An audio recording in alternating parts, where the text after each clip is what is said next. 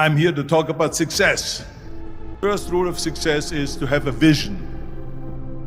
You see, if you don't have a vision of where you go, and if you don't have a goal where you go, you drift around and you never end up anywhere. I mean, as you know, I was born in 1947 in Austria after the Second World War. So I was very fortunate that I stumbled onto my vision.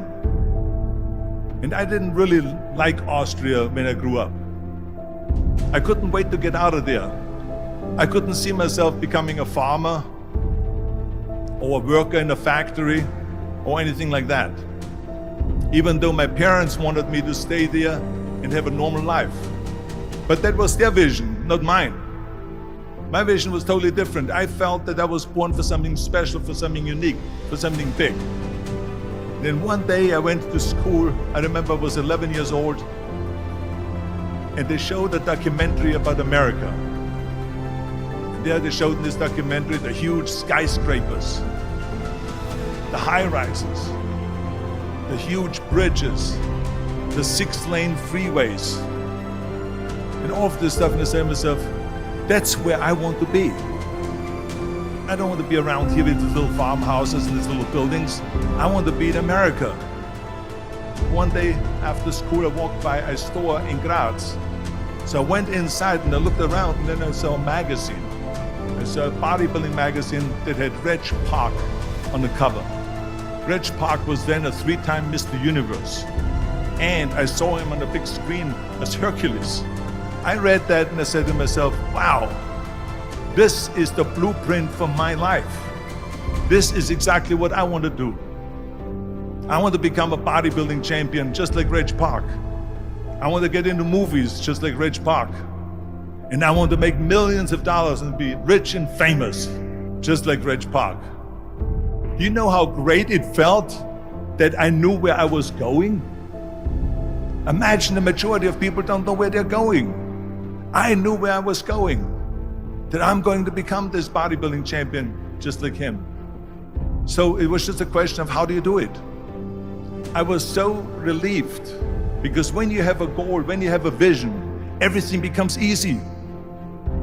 So people always ask me, when they saw me in the gym in the pumping iron days, they say, why is it that you're working out so hard? 5 hours a day, 6 hours a day, and you have always a smile on your face. And I told people all the time, I said, because to me, I'm shooting for a goal. In front of me is the Mr. Universe title.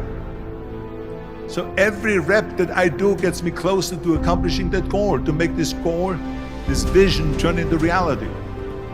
Every single set that I do, every repetition, every weight that I lift will get me a step closer to turn this goal into reality. So I couldn't wait to do another 500-pound squat.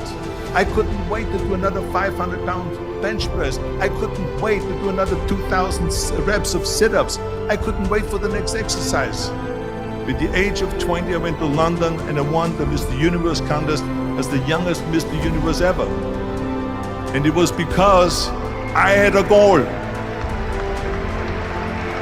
So let me tell you something, visualizing a goal and going after it makes it fun. You've got to have a purpose no matter what you do in life. You've got to have a purpose. 74% hate their job in America. Now, there's not much different when you come to Europe. The majority of people don't like what they're doing, because they're really not doing it because they didn't have a goal and they followed this goal. They just aimlessly drift around, and then all of a sudden there's a job opening, so they get that job because you have to work. But then when you work, it's a chore. It's work. It's not fun. So if you think about, only a quarter of the people really enjoy what they're doing in life.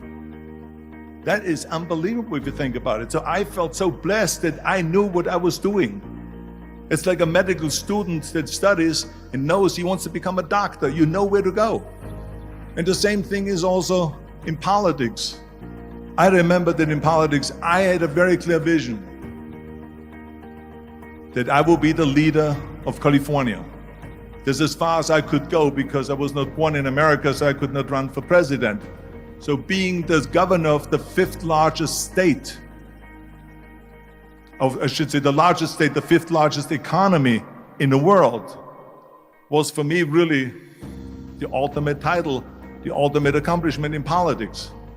So even though people came up to me and says, why don't you go and run for something smaller, you're never gonna make it. I ran for governor, and then 2 months later I became governor of the state of California. Again, because I had a very clear vision what I'm gonna do with California. So that's rule number one, have a vision. Rule number two is, don't listen to the naysayers. Don't listen to the naysayers.